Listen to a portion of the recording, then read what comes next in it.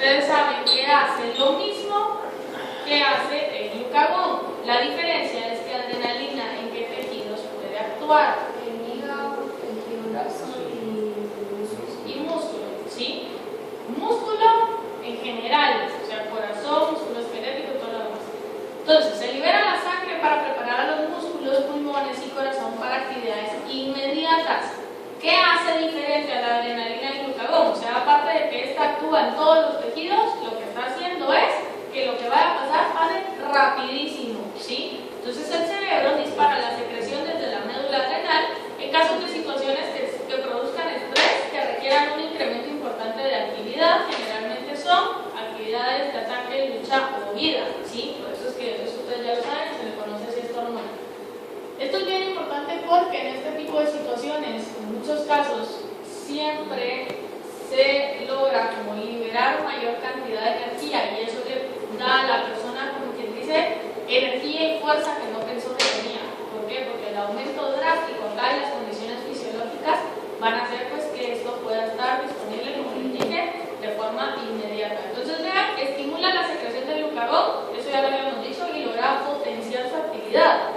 Lo nuevo acá es que adicional a eso va a inhibir la secreción de insulina.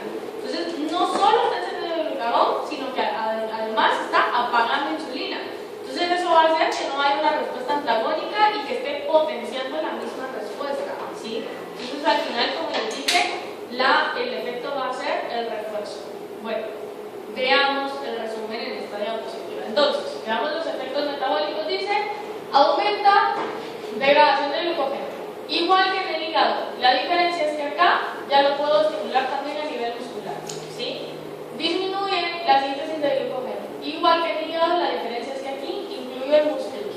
Aumento gluconogénesis, esto es lo mismo que en la diapositiva anterior, solo en hígado, solo que aquí serían receptores de qué tipo, alfa o beta adrenérgicos. Alfa adrenérgicos, porque los beta adrenérgicos son para glucagón. ¿Qué diferencia hay entre un alfa y un beta adrenérgico? Uno era para insulina y otra para el glucagón. que activaba los hormonas.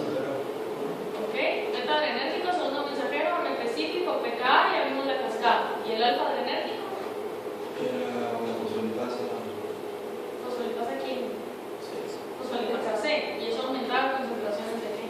De calcio. De calcio. Y el aumento del calcio fosforilaba entonces a la lactoferrina y a todo lo demás. Y esto hacía pues que se activaran a las proteínas quinasas. Está haciendo lo mismo pero con una ruta diferente. Por eso era un refuerzo. Y por eso estoy potenciando la actividad de la ruta.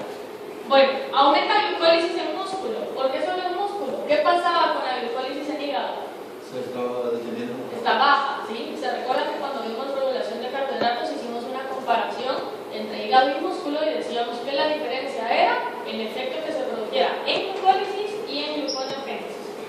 Luego tengo entonces aumento en la movilización de ácidos grasos, esto únicamente con el tejido adiposo. Y vean, esto es lo nuevo respecto al cuadro anterior. Hay aumento en la secreción de glucagón y disminución en la secreción de insulina. Aparte de esto, ¿qué más puede hacer la insulina que no puede hacer el glucagón? Generar efectos fisiológicos. ¿Cuáles van a ser los efectos fisiológicos? Aumentar el ritmo cardíaco, aumentar la adrenalina. Insulina, perdón, adrenalina. Lo bueno que me está poniendo atención. Aumenta el ritmo cardíaco, entonces, aumenta la presión sanguínea y aumenta la dilatación de las vías respiratorias. Y al final lo que va a hacer es promover el aumento de la captación de oxígeno. ¿Por qué requiero más captación de oxígeno? Porque necesito más fosforilación oxidativa para producir más cantidad de energía. ¿Sí? ¿Estamos bien? Sí. Bueno, aquí me quedé en la otra sección. Tienen dos opciones. O sigo la clase y mañana terminamos temprano, o terminamos temprano y mañana la clase serán 3/4 del periodo. Hoy terminamos. Seguimos. Igual mañana tiene que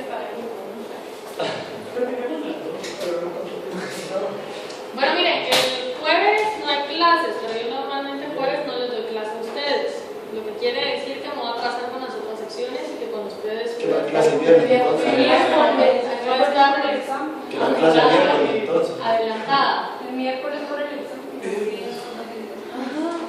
Miércoles por el examen. No, porque va a ser control. La posibilidad. No, el miércoles no se lo voy a hacer, pero de viernes en adelante podrían pensar en el ¿De qué tema? ¿De qué? el capítulo 23. El capítulo 23. ¿Qué dijo eso? A Disculpa. partir del viernes. ¿A partir del viernes? Ah, Y el miércoles Bien, el miércoles va a haber clase. Miren, mañana terminaríamos esto. El miércoles necesitaría que trajeran leído el capítulo que les dejé con Nelson la semana pasada. Porque el miércoles. El chiste es dejar el capítulo que se tenía que pasar a todo el mundo. Sí. Hoy se lo mando a sus correos. Va. ¿Y si no? Lo voy a hacer de comer. Con copia a mí. No,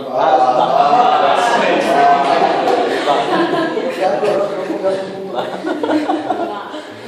El día miércoles, entonces les decía, vamos a hacer un ejercicio sobre ese capítulo, ¿sí? Entonces, ese capítulo los voy a poner a buscar en otros lados también, vamos a trabajar en un glosario. Entonces, se los digo por si no se piensan aparecer a clase porque tienen examen, que sepan pues, que ese día me van a entregar una tarea, ¿sí? Y el viernes probablemente no haya ¿Qué fue clase. la tarea? Un miércoles. Lea el capítulo. Hoy te lo mando a tu relax. Sí, hoy. Bueno, el glosario no es precisamente el capítulo, o sea, que no. pueden no leer el capítulo para el miércoles, los voy a poner a buscar acá, lo que quiero es que vengan el miércoles a clase. Bueno, Ya no hay el miércoles. entonces, Viernes, ¿verdad? A tal partir del vez, del no sé, neurotransmisor. tal vez. Entonces, vamos a ver hormonas del apetito. Las hormonas del apetito son conocidas como Grelina, PYY, leptina, ¿qué son? sí, pero están clasificadas como anorexigénicas y orexigénicas. ¿Quiénes son las orexigénicas? Grelina. ¿Sí? Y- ¿Qué hacen? Generan hambre. Producen el apetito, estimulan el apetito. ¿Y la anorexigénica? PYY y leptina. Concepto. ¿Qué es una hormona anorexigénica?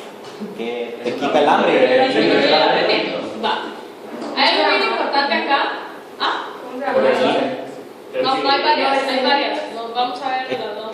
Norexigénicas, Y vamos a ver qué es lo que hacen, no solo así. Lo que hacen. orexigénicas y anorexigénicas. El tejido adiposo se ha demostrado últimamente pues que resulta ser también un tejido endocrino. Quiere decir que tiene la capacidad de poder producir el mismo hormonas. Entonces acá puede producir actividades de tipo autocrino, paracrino y endocrino. Y produce a la familia de hormonas que se conoce como adipoquinas. Vamos a platicar entonces de algunas de estas hormonas. Vamos a empezar con la leptina. La leptina es una adipoquina que actúa sobre el hipotálamo y disminuye el apetito. Quiere decir que el tejido adiposo, si se fijan, tejido adiposo lo que está haciendo es producir acá leptina y esta leptina va a llegar al hipotálamo y el hipotálamo va a recibir la señal de dejar de comer. ¿Por qué? Porque estoy disminuyendo el apetito. ¿Estamos bien con eso? ¿Sí? ¿Se entiende qué hace la leptina? Solo una duda, ¿esa era a corto o a largo plazo? Esto es el inmediato. Inmediato. ¿Sí? Va, entonces, quiero que vean, porque ahorita vamos a empezar a hablar de los efectos que giran alrededor de esto. La leptina inicialmente fue identificada como producto del gen OV en ratones. Este gen OV, entonces, lo que va a hacer es codificar para la producción de leptina. Quiere decir que si yo tengo defecto en el gen OV, ¿qué está pasando con la concentración de leptina? Disminuye. ¿Qué pasaría con el estímulo del apetito? Este es otro. Aumentaría. ¿Qué pasaría con el animal entonces? Estaría comiendo. Y eso puede ser una causa de obesidad. Esto es bien interesante porque hasta hace poco se creía entonces que la obesidad era únicamente por conductas sociales psicológicas, ¿sí? Pero aquí ya está con esto demostrado que la obesidad puede ser de tipo genético y de tipo hereditario.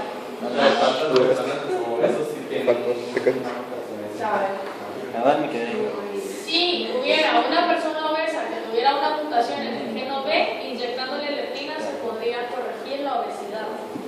Pero entonces que sí está Sí, es muy frecuente común. que se tenga una No, es un Ahora que lo estoy porcentaje estudiando, muy me bajo de pasa. obesos. A ver si ya fue para volver.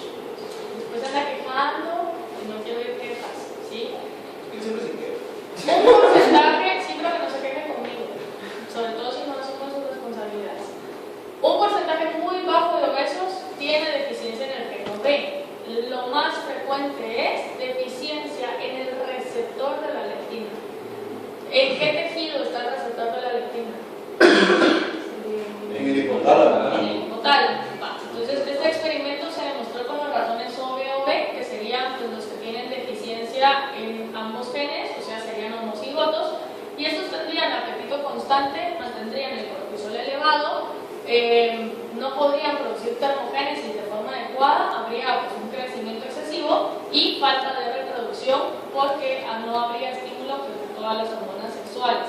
Pero también los receptores podría ser por como, ¿cómo se dice? Una resistencia, también podría ser. Podría ser que haya una desensibilización A, ¿sí? Y eso podría ser, ¿por qué? Porque me llené hasta acá. Es que me llené hasta acá, ¿qué está pasando con el apetito? Está suprimido por completo porque usted comió demasiado. Entonces, en lugar de tener otra vez las secreciones pulsátiles, constantes y poco frecuentes, está disparando los picos de la hormona de abastecimiento. Entonces, el receptor, si se fijan, está codificado por otro gen, que es el gen DB. Hay ratones, entonces, con genes DB, que serían igual homocigotos y serían obesos, y se ha demostrado que también pues, pueden llegar a ser diabéticos, y por eso el nombre del gen. Si hubiera, por ejemplo, deficiencia en el gen DB, ¿cómo creen que mantendría los niveles de leptina este animal? Aumentados, ¿sí? Para tratar de tener pues, un mecanismo de compensación. ¿Qué tan frecuente dejan los exámenes para darse cuenta de esto? ¿Qué tan frecuente es qué cosa? Que hagan estos exámenes para darse cuenta que un obeso tiene eso. Casi nada. O sea, es parecido a diabetes. Imagínense si no se hace para el diagnóstico de diabetes, menos para el diagnóstico de la obesidad. Pero, le digo, no se hace en la actualidad y menos en este tipo de países. Pero países, digamos, primermundistas o países vanguardistas en este sentido, están tratando de enfocar lo que les dije hace un rato, la medicina personalizada para decir, esta persona es obesa porque tiene deficiencia en este gen, porque tiene deficiencia en este otro, y poder tratar de corregir la enfermedad. Como les dije, no toda la obesidad pues es hereditaria y no toda la obesidad es genética, pero si usted logra identificar, por ejemplo, un patrón a toda la familia de gorditos, por ejemplo, podría empezar a ver por ahí que tal vez podría ser un factor hereditario, un factor genético, ¿sí? O que con dieta no baja, que con ejercicio no baja, y que usted no pueda controlar o regular al paciente, podría empezar a pensar en este otro tipo de cosas. O sea, de entrada usted no le va a decir a un paciente, antes de mandarle dieta o mandarle ejercicio, vaya a hacerse conciencia del que no ve gen de B. Primero lo deja en la calle, porque estos exámenes van a ser carísimos y tendría que hacerlos como a un laboratorio de referencia, ¿sí? Vale, entonces decíamos, gen de B codifica para el receptor. Igual entonces, a nivel hipotalámico se va a controlar la liberación de hormonas sobreexigénicas y anorexigénicas. Entonces, bien importante poder entender la diferencia entre la adipoquina, que es la producida por el tejido adiposo, y la hormona orexigénica y anorexigénica, que sería la producida a nivel hipotalámico, ¿sí? Quiere decir que, en este caso, veamos cómo funciona el receptor de leptina. ¿Qué tipo de cascada es esta? Ya está. Entonces ustedes saben que los receptores tirosina quinasa necesitan hacer una dimerización. Entonces se hace la dimerización, vean de acá para acá. Eso produce entonces que esto pueda fosforilar, que ya pueda fosforilar al receptor, y luego ya que pueda fosforilar a los STAT.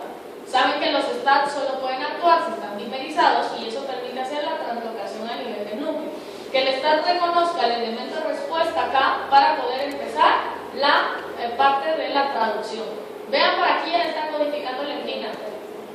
¿Ven acá? ¿Por qué era POM? Era el precursor de Propio melanocortina.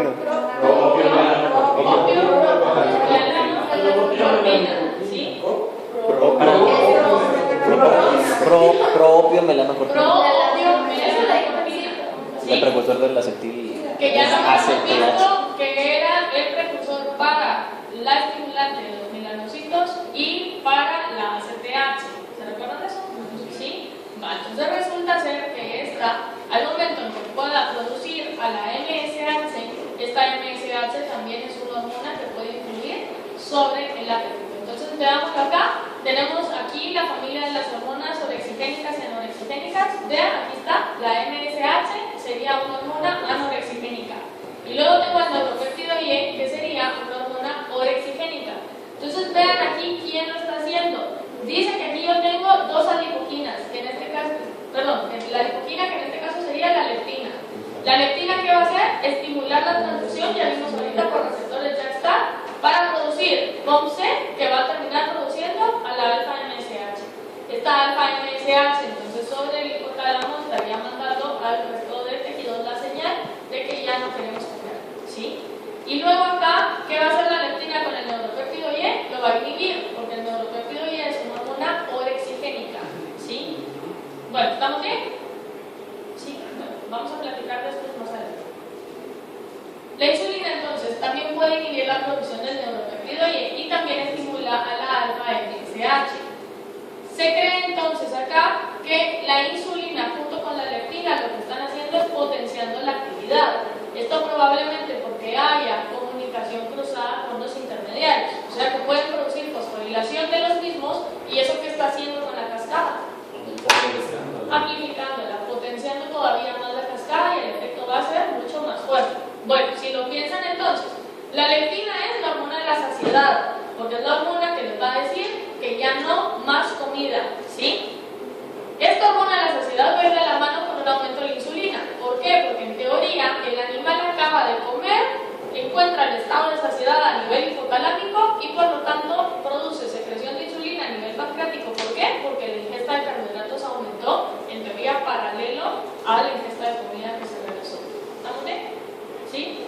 Bueno, entonces la leptina hace que las células musculares y hepáticas sean todavía más sensibles a la insulina. Bueno, luego tenemos otra adipoquina que es la adiponectina. Esta sensibiliza igual a los efectos de la insulina. Se ha demostrado que es protector contra aterosclerosis. Quiere decir que deficiencias de adiponectina, ¿qué van a hacer?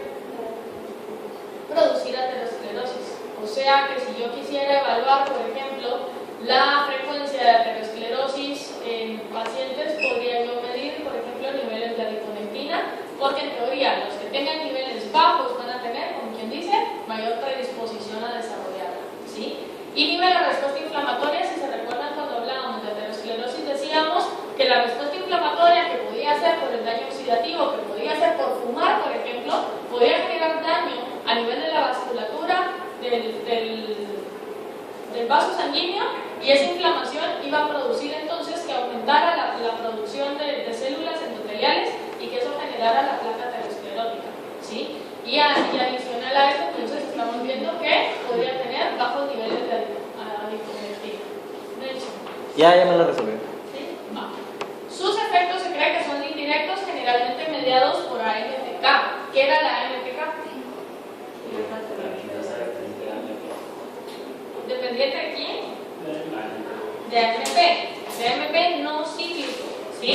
Entonces acá, de ratones con defectos en el metabolismo de adiponectina van a ser generalmente resistentes a la insulina. Si son resistentes a la insulina, yo podría pensar entonces, niveles bajos de adiponectina me están predisponiendo a tener aterosclerosis y a la vez me están predisponiendo a ser resistente a la insulina. La resistencia a la insulina me está predisponiendo a ser diabético. Entonces, si yo empiezo a sumar estos factores, yo podría pensar, aterosclerosis, diabetes, ¿qué va a resultar siendo esto? ¿Diabetes mellitus?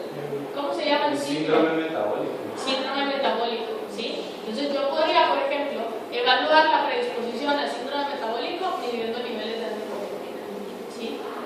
Bueno, entonces vean aquí, aumento de ejercicio, ustedes saben que va a aumentar niveles de AMP, y esos niveles de AMP lo que van a hacer es aumentar la actividad de la AMPK, esto ya lo habíamos visto. Y que esta AMPK lo que podía hacer era venir y estimular a los GLUT4 para que pudiera haber mayor captación de glucosa. ¿Se recuerdan? Así habíamos visto la AMPK. Ahora quiero que vean algo. El tejido adiposo puede venir y puede liberar adiponectina. La adiponectina lo que produce es un aumento de la AMPK. Ahora quiero que se fijen en algo. Bueno, tengo ejercicio y tengo acá los periodos largos aquí de ayuno. Y eso me produce entonces adiponectina. Veamos qué está pasando. Al momento en que yo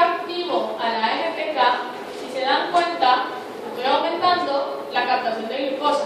Quiere decir que estoy aumentando rutas oxidativas. ¿Qué voy a aumentar?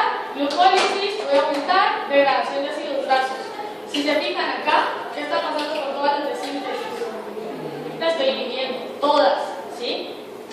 Bueno, y aquí, si se dan cuenta también, la MPK va a venir y va a inhibir la secreción de insulina. Por eso estamos diciendo que los niveles de adiponectina pueden generar predisposición a que haya